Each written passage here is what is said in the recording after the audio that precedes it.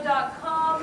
You can upload images, any images you want. By the way, the reason the bear is there was supposed to be text after that. This was actually set up to be like a 2-minute video because I thought my educator's account had already kicked in, and I found out it hadn't when it cut it off at 30 seconds.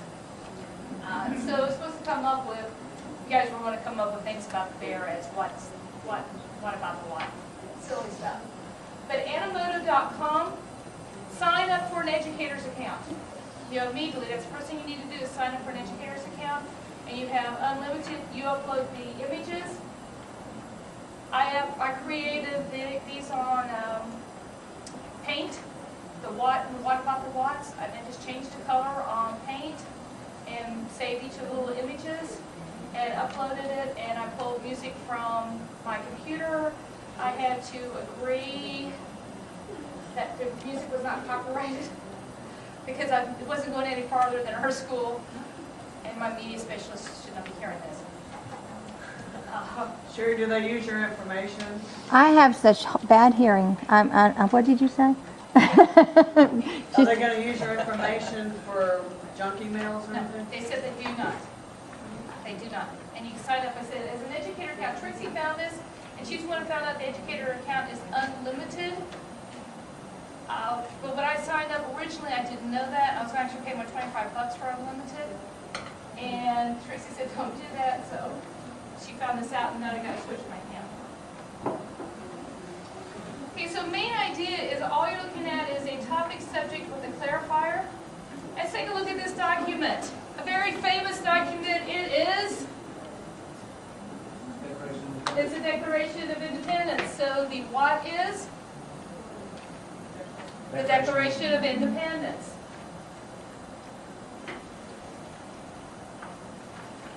So there's the concept. The concept can have more than one word. It is one idea, though. Your concept is just one idea. Like the ending of the video I had, the concept is the bear. Okay, well, what about the bear? Thinking back to the end of the video, the bear was what? What about the bear? Anybody? Polar bear. The polar bear. Relaxed. Sleeping. Okay? You can even take it a little bit farther and say, the bear is our students during FCAT reading. Okay? Just don't drool on your grid sheet, please. Yeah. Been there. Yeah, so that's the type of thing that you can do. You can play around with this. You can use this concept with pictures. You can use this concept with major massive documents that you have in front of you.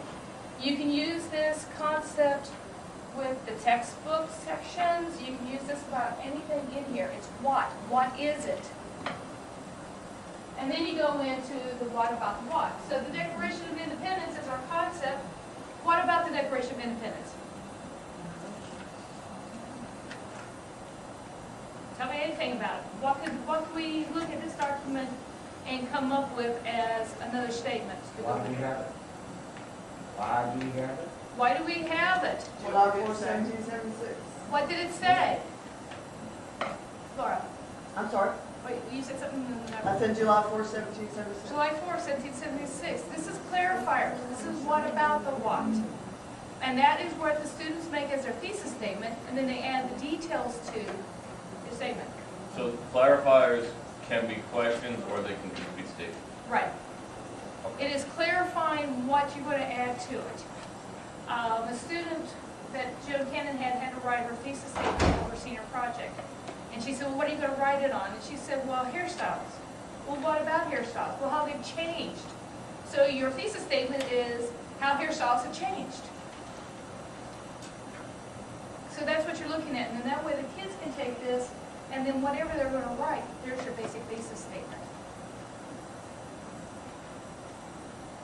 And then some of the things that I just had was like who signed it, it created a new country, you know, whatever is what you're looking at that you can clarify, and then that's where you build on.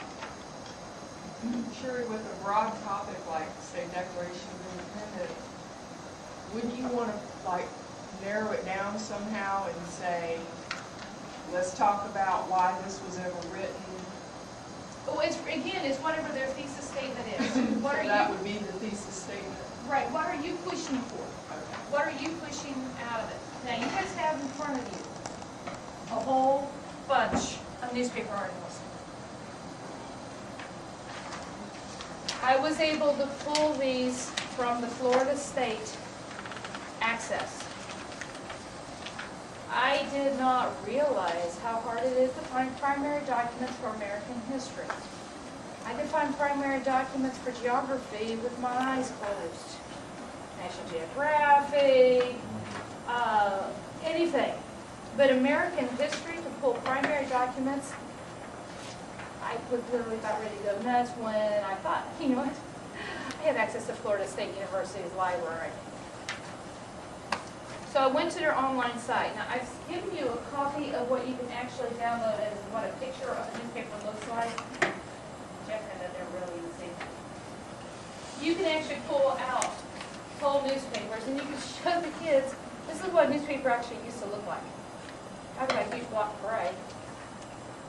Especially, and those of you who are on chapter 11, you could actually hold this up to the kids and say, why is this such a huge block of gray? Why has not been invented yet? Those of you in chapter 11, what gets invented in chapter 11 that makes a big difference on this? The guy who created the whole concept of photography, the daguerreotype, that is done in chapter 11. I know more about your history book than I ever really wanted to know about your history book. Chapters 10, 11, and 12, I spent a lot of time delving into this because those are the only ones they told me that they're really into right now. But you can say, look at this, guys. Why aren't there any pictures? They're not invented yet. Okay, compare that to today's newspaper that they have art, front page, color, big, above the fold. That's what sells the thing. If you don't have a nice big bright picture above the fold, the thing doesn't sell. Would this newspaper sell today? Okay. What I'm wanting you guys to do is get together in groups, 2, 3, and look at some of the newspaper articles. Come up with what about the what, and how you can use this in the classroom. I have the official Cotton Gin petition. This is not the original document, but this is the original document wording. This is the very first one that he sent out, asking, for it. So, Cotton Gin is on chapter 11. And I have, I love this piece here. There's several pages on this one. This is a piece that explains why speedboats are dangerous and need to be done away with. Up or down, after all, there's nothing like a speedboat for the destruction of human life. Okay, real quick, guys, you can get a pretty good idea of where this author's opinion is. So I did pick several different opinion pieces.